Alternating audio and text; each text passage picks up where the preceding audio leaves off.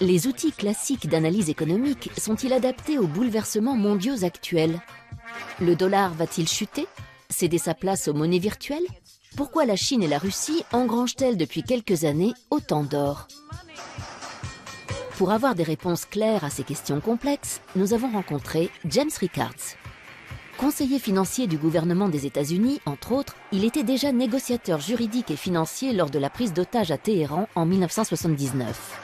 Directeur d'une banque d'affaires à New York, Rickards conseille des fonds d'investissement privés. Et aujourd'hui, il s'inquiète du désarroi des gens plus modestes sur lesquels la crise a fait des ravages. Après le succès en 2011 de Currency Wars, où il faisait de la question monétaire un enjeu de sécurité nationale, Rickards envisage aujourd'hui un nouveau scénario catastrophe dans The Death of Money, la mort de l'argent. Selon lui, seules les nations et les individus qui anticiperont la situation survivront au chaos qui s'annonce. Beaucoup de choses peuvent faire office d'argent. Des tas de choses ont servi de monnaie d'échange. Quand on parle d'argent aujourd'hui, on pense bien sûr au dollar, à l'euro. Historiquement, c'est l'or qui a dominé les échanges pendant des millénaires. Mais au fil du temps, à travers le monde, on a utilisé des plumes, des coquillages, des marques de toutes sortes. L'argent prend bien des formes, mais elles ont tout un trait commun, la confiance. Quand on a confiance dans une monnaie d'échange, c'est de l'argent. Si cette confiance disparaît, ce n'est plus de l'argent. Voilà le propos de mon nouveau livre, La mort de l'argent. Dans quelles circonstances le monde pourrait-il perdre confiance dans le dollar? Down 127 points from yesterday. Atlanta Gas, 7, down 86 points. Bonza International, 9, down 45 points.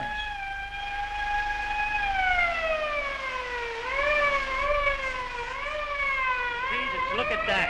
Well, what is it? What's happening? What is it? A suicide epidemic? A war?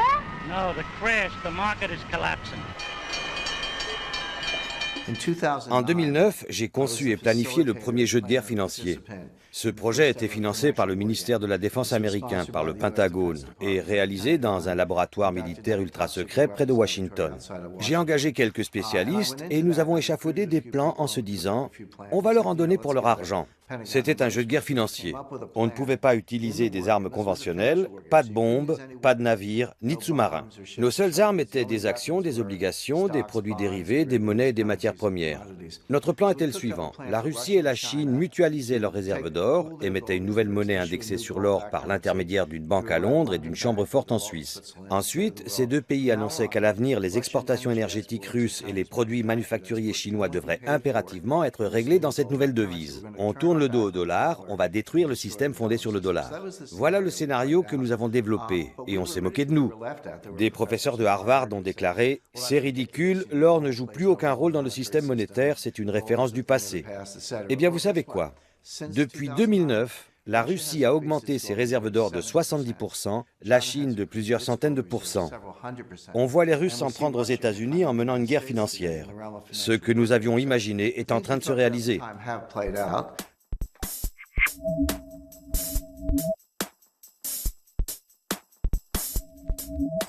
La parole est d'argent, alors parlons-en. Pecunia, le mot latin qui désigne l'argent, vient de pecus qui signifie bétail. Pour les Romains, une vache était en effet l'investissement idéal, car échangeable contre du pain, du blé, des vêtements, etc. Mais le principe du troc montre rapidement ses limites. En 500 avant Jésus-Christ, l'empereur Crésus fait frapper la première pièce d'or, d'où l'expression « être riche comme Crésus ». La monnaie papier est créée 1500 ans plus tard, en Chine, sous forme d'une attestation de dépôt. C'est le premier pas vers la virtualisation de l'argent. Le paiement sans espèces apparaît au XIIIe siècle à Florence. Les riches commerçants signent des ordres de virement d'un compte à l'autre. Les premières cartes de crédit sont utilisées aux États-Unis dès la fin du XIXe siècle. Et l'année 2009 voit l'apparition du Bitcoin, la première monnaie 100% virtuelle. Elle n'est émise par aucune banque nationale et les transactions sont gérées selon un système aléatoire par un réseau d'ordinateurs. L'avenir dira si le Bitcoin est une monnaie sûre. Bien sûr, les États-Unis sont la première économie mondiale. C'est de loin le plus important marché obligataire dans le monde. La plus grande partie des réserves de change est libellée en dollars. Une crise du dollar, une crise de la dette souveraine américaine plongerait le monde entier dans la crise. Le système monétaire international s'est effondré 3 fois au cours des 100 dernières années, en 1914, en 1939 et en 1971. Ce genre de phénomène se produit tous les 30 ou 40 ans. Quand cela arrive, ce n'est pas la fin du monde. On ne retourne pas vivre dans des cavernes. Concrètement, les grandes puissances financières et commerciales se réunissent et rédigent de nouvelles règles du jeu. L'expression n'est pas de moi. Elle apparaît il y a plus d'un siècle pour décrire le fonctionnement du système monétaire international. Quand le système monétaire international s'effondre, ce qui devrait à mon sens se produire prochainement, il faut définir de nouvelles règles du jeu. Mais quelles sont ces règles et comment les gens peuvent-ils s'y préparer? L'illusion monétaire est un concept économique, je ne l'ai pas inventé. Concrètement, quand un gouvernement commence à faire tourner la planche à billets, l'inflation n'apparaît pas partout de la même façon. C'est un peu comme jeter un caillou dans une mare, les ondes de choc se propagent graduellement. Les individus qui sont proches de la création de la monnaie, les banquiers et les gérants astucieux de fonds de placement, en sont informés les premiers et ils achètent des actifs. Puis les ondes se propagent et l'inflation se généralise. On constate une inflation de certains actifs, un accroissement des prix à la consommation. Quand l'investisseur lambda entre en scène, il est trop tard. La valeur de la monnaie a été détruite et les gens bien informés ont accaparé toute la richesse.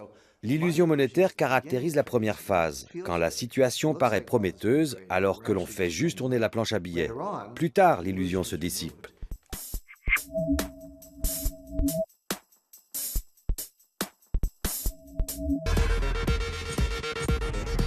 C'est la plus célèbre devise au monde sur laquelle est inscrite aussi la plus fameuse « In God we trust », même s'il y a longtemps que les mécréants lui font davantage confiance qu'à Dieu. L'heure est grave, de plus en plus contesté, le dollar est même menacé de disparition.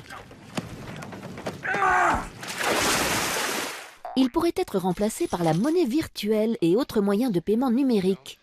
Pourtant, s'il quittait la scène, quel drame pour le rêve américain auquel il est intimement lié. Rien ne pourrait l'effacer de notre imaginaire où il occupe une place de choix. Le dollar est lié à la naissance de la nation américaine. Il a été créé pour financer la guerre d'indépendance. Il est synonyme de conquête et de pouvoir. C'est un trophée. L'Américain est dévoré par l'ardente ambition de faire fortune. C'est l'unique passion de sa vie. Chacun ici désire devenir riche et s'élever dans la société. Personne n'estime impossible d'y parvenir, écrivait Tocqueville en 1840. Même si les immigrants qui rêvaient d'une Amérique aux rues pavées d'or ont vite déchanté. Bretton Woods l'a encore magnifié en faisant l'unique monnaie des échanges internationaux à la fin de la Seconde Guerre mondiale. Symboliquement, depuis, posséder des dollars, c'est pouvoir se payer n'importe quoi, partout dans le monde. En littérature, même Jack London, l'homme des grands espaces, lui consacra une nouvelle pour $100 de plus. Quant au cinéma, il a joué un rôle capital dans la construction du mythe. De Capra à Eastwood, on ne compte plus le nombre de films où il tient le premier rôle. Et c'est bien $1 silver que chante Marilyn dans Rivière sans retour. Aujourd'hui, s'il n'a quitté ni les livres, ni les articles, ni les séries, les jeux vidéo ou l'art contemporain, son image fait particulièrement fantasmer les rappeurs, dont il est devenu l'accessoire préféré à longueur de clip.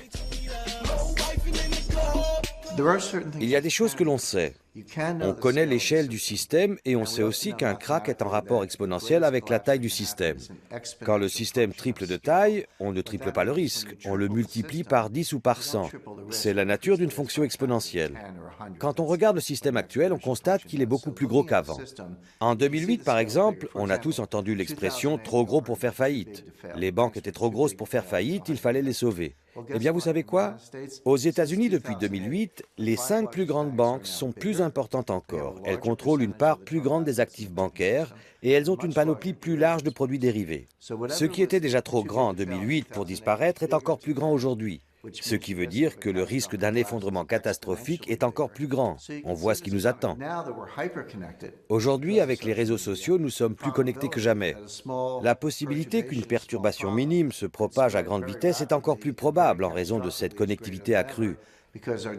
Si un nombre suffisant d'individus, ce que l'on appelle le seuil critique, est atteint, les agents économiques commencent à changer de comportement en fonction des réactions d'autres agents. Voilà le seuil critique. Il varie d'un individu à l'autre. Mais s'il est atteint, alors des événements mineurs peuvent se propager et causer un effondrement systémique, comme un flocon de neige peut provoquer une avalanche. En d'autres termes, pour qu'un tel phénomène se produise, il faut que les agents soient connectés, il faut qu'ils communiquent. Sans cette connectivité et cette communication, on ne risque pas un changement de comportement à grande échelle.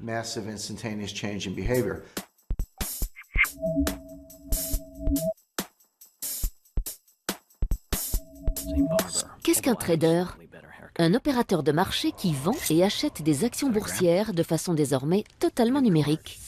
Depuis quelques années, il est devenu un personnage sulfureux et romanesque, comme un bandit ou un justicier. Caractéristique, il va vite, très vite, parfois aidé de quelques produits illicites. Il est riche, merci les primes, sa copine est belle, mais pas son langage.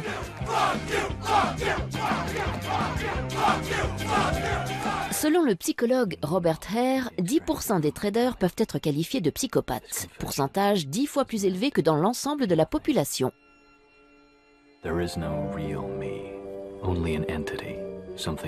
Peu à peu remplacé par des machines, le trader devient-il lui-même un algorithme susceptible de dérégler le système?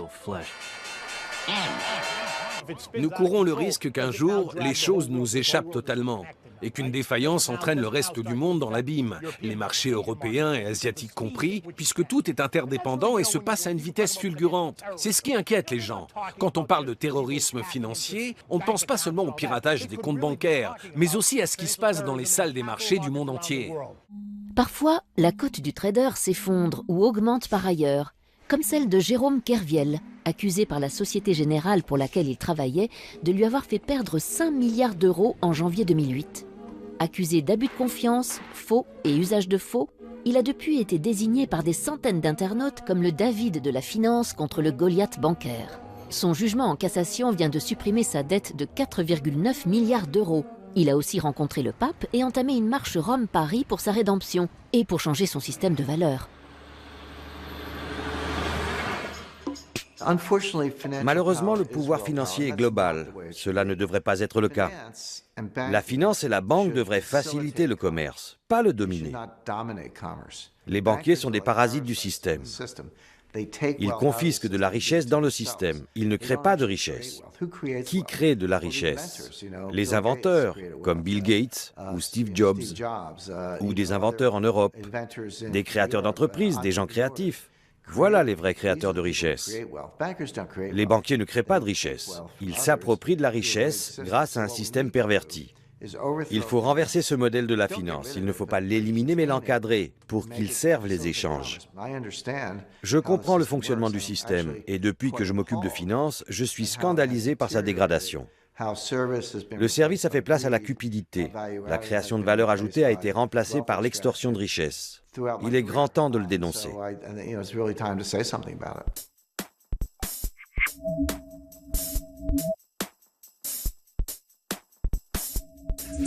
Qui se souvient du Bancor, un nom poétique pour une monnaie qui n'a jamais vu le jour?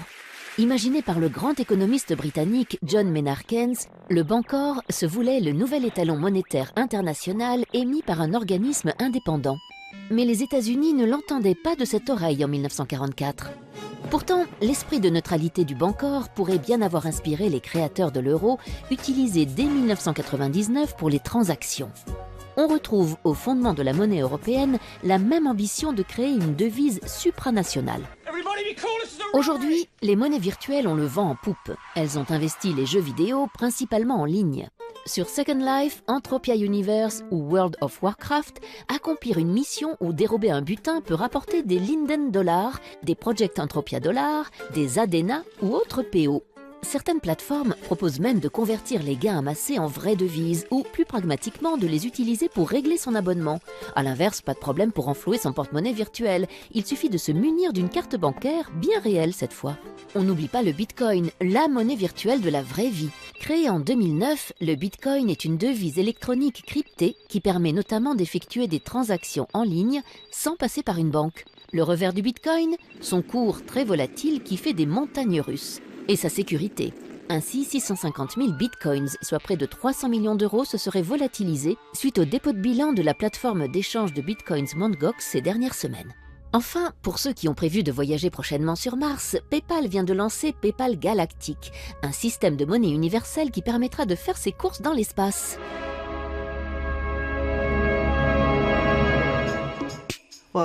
On parle beaucoup du Bitcoin en ce moment, cette monnaie virtuelle ou numérique. Mais le dollar est une monnaie numérique, l'euro aussi. On a peut-être quelques billets dans notre portefeuille, mais la très grande majorité des transactions est numérique. Le seul instrument financier qui n'est pas numérique, c'est l'or. Le Bitcoin est sans doute une forme de devise. Je ne nie pas qu'il intervient dans des transactions, qu'il est thésaurisé. C'est une unité de compte de la richesse, donc il satisfait aux critères d'une devise. Mais faut-il craindre une rupture de la confiance? Le problème avec le Bitcoin, c'est qu'il n'a pas encore parcouru un cycle. Nous ne savons pas vraiment comment il pourrait se comporter. Il y a des tas de gens qui perdent de l'argent, il y a des escroqueries, des bitcoins qui disparaissent. La sécurité du système est sujette à caution. Les gens qui plébiscitent le Bitcoin sont soit des technophiles, des fanats d'informatique style Silicon Valley, ou des libertaires, des anarchistes, qui détestent les gouvernements et qui se disent « Voilà une monnaie qui échappe au contrôle d'État, ça me plaît ». Je leur réponds « Ne soyez pas naïfs. Le gouvernement voit tout. On sait depuis l'affaire Snowden que rien n'échappe au pouvoir en place. Le gouvernement suit sans doute attentivement ce phénomène. Il est possible que le Bitcoin en tant que devise disparaisse, mais que la technologie qu'il a engendrée survive à travers certaines applications. Il y a une dimension financière et une dimension technologique dans les paiements par mobile. Il y a des milliards de gens dans le monde qui possèdent un téléphone mobile. Ils n'ont pas de ligne filaire, ils n'ont pas de compte en banque, mais ils ont un téléphone mobile. Quand on peut utiliser son téléphone pour effectuer des règlements en ligne, par le biais d'une carte de crédit, même si vous n'avez qu'un compte en banque à peu de frais, même si vous n'avez pas de compte titre, vous avez votre mobile, un peu d'argent sur votre compte, vous pouvez faire des paiements. Je peux vous transférer de l'argent, vous pouvez m'en envoyer.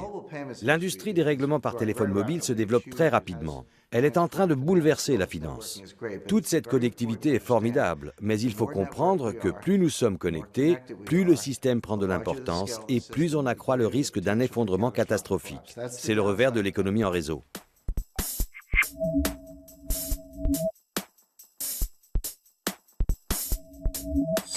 Le monde compte environ 180 monnaies officielles.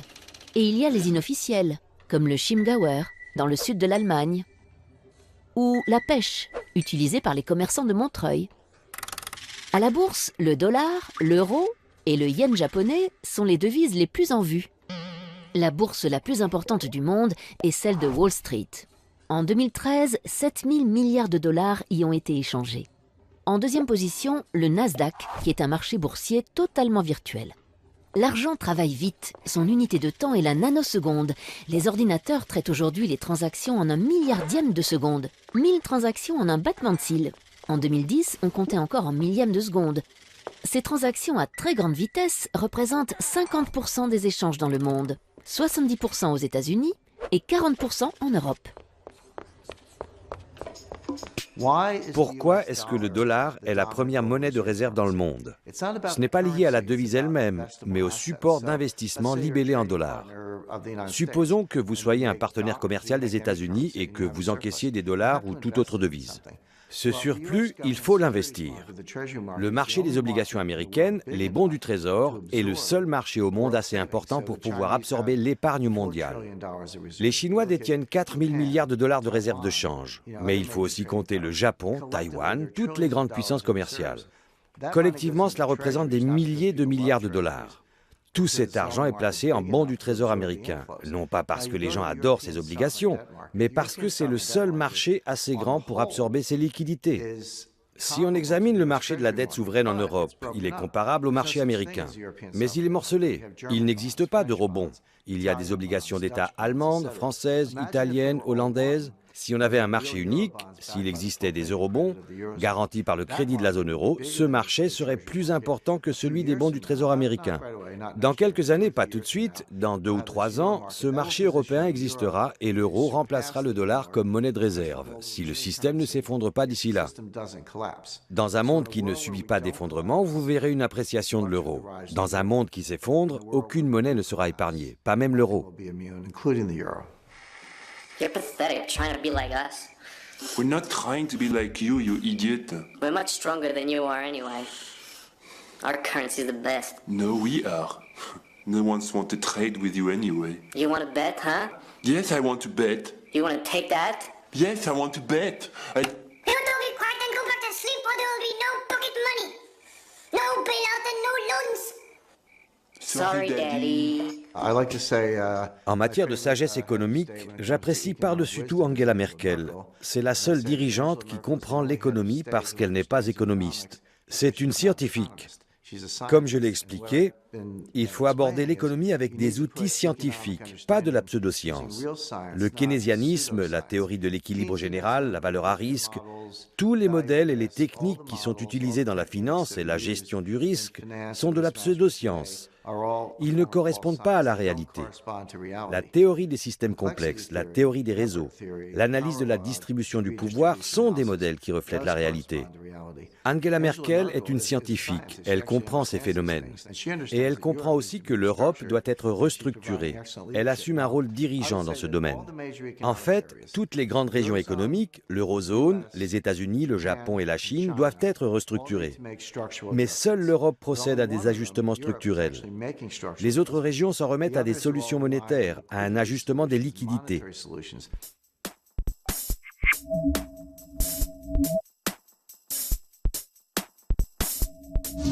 Avec 1400 milliards de dollars, la Chine est le premier détenteur étranger de la dette américaine. Or, il existe une blague connue parmi les banquiers. Si tu dois 1 million à quelqu'un, tu as un problème. Si tu lui dois 1 milliard, c'est lui qui a un problème. La Chine et les États-Unis, c'est un peu comme une entreprise qui voit son plus gros client s'enfoncer dans l'insolvabilité. Faut-il lui prêter toujours plus en espérant qu'il va se refaire une santé, ou bien accepter sa perte et passer à autre chose? Autre problème, le client paye avec du papier qu'il imprime à volonté. Si la Chine s'affranchit brutalement du dollar, c'est l'effondrement du billet vert. Si elle le garde, c'est l'effritement de ses réserves de change. Sa tactique, c'est donc de s'en débarrasser en douce. Une désaméricanisation progressive. C'est au moment de la crise du shutdown, en octobre dernier, que la Chine a mis en garde les USA en leur signifiant qu'elle allait réduire au maximum son exposition au dollar américain. Malgré les risques géopolitiques que cela comporte, la Chine a revendu en décembre 2013 pour presque 50 milliards de bons du Trésor américain. L'acheteur devient ainsi vendeur massif. En parallèle, la Chine mise sur l'or, car plus le dollar s'affaiblit, plus le cours de l'or monte, tant et si bien que la Chine est devenue en moins de 3 ans le premier consommateur mondial d'or devant l'Inde. La somme des réserves d'or de la République populaire de Chine a atteint une valeur record de 3 820 milliards de dollars. Pour éviter la crise diplomatique, le président du Fonds souverain chinois a simplement déclaré « Avec la future reprise de l'économie américaine, l'attrait de la dette américaine s'affaiblit. À long terme, ce n'est plus un bon investissement. » Reprise de l'économie américaine, oui ou non? Dans tous les cas, l'empire du milieu semble préparer l'après-dollar. En fait, les Chinois sont les plus grands fans du dollar. Nous leur devons tellement de dollars qu'ils veulent un dollar fort. Mais si nous dévaluons le dollar, que va-t-il arriver au cours de l'or? Il va monter. Les Chinois ont une couverture pour ce risque. Si le dollar perd de la valeur, ils gagneront de l'argent sur l'or. La Chine achète de l'or pour couvrir son exposition au dollar. J'engage les investisseurs à les imiter. Si c'est bon pour les Chinois, c'est bon pour tout le monde. Aux États-Unis, quand on parle des vieilles fortunes, on pense à des fortunes accumulées depuis un siècle ou un peu plus, comme celles des Rockefeller ou des Kennedy. Mais en Europe, les vieilles fortunes remontent à 4 ou 5 siècles. J'étais à Rome, il y a peu, devant le Palazzo Colonna. Les Colonna sont riches depuis le XIIIe siècle. La fortune de cette famille remonte à 800 ans. Ça, c'est une vieille fortune. Quand on discute avec ces milliardaires européens qui gèrent cette fortune dynastique et qu'on leur demande « Vous avez su protéger votre fortune non seulement de la dépression des années 30, mais de la guerre de 30 ans, des guerres de Louis XIV, des guerres napoléoniennes, de la guerre d'Espagne. Comment avez-vous survécu à tous ces cataclysmes ?» Ils vous répondent « La règle des 3 tiers. Un tiers en or, un tiers en œuvres d'art, un tiers en propriété foncière. » Prenons l'exemple de Warren Buffett. Warren Buffett a toujours dit du mal de l'or. Mais qu'a-t-il fait? Il y a quelques années, il a acheté les chemins de fer Burlington Northern Santa Fe. Il a acheté tout le réseau, il l'a privatisé. Il n'est plus coté en bourse. Qu'est-ce que c'est une compagnie de chemin de fer? Ce sont des actifs durables, des rails, des droits de passage, des concessions minières, du matériel roulant, des aiguillages, des signaux. Une compagnie de chemin de fer, c'est un gros paquet d'actifs durables. Comment est-ce qu'une compagnie de chemin de fer gagne de l'argent? en transportant des biens durables, du maïs, du blé, du charbon, de l'acier, du pétrole. Une compagnie de chemin de fer, ce sont des actifs durables qui transportent des biens durables. Quand Warren Buffett fait cela, les gens disent « Warren Buffett aime bien les actions des entreprises de transport ». Pas du tout. Il investit ses dollars dans des actifs durables. N'écoutez pas ce qu'ils disent, observez ce qu'ils font. Where is here? Sorry, I can only look for businesses. Si Apple était un État, préféreriez-vous vivre en Chine ou en Apple? Les promesses du néolibéralisme se matérialisent dans les objets stylisés du géant de l'informatique. Alors, Steve Jobs ou Deng Xiaoping? L'artiste allemand Christian von Borries pose la question dans son film iPhone China. Square le rencontre à Berlin. Rendez-vous dimanche prochain à 13h sur Arte.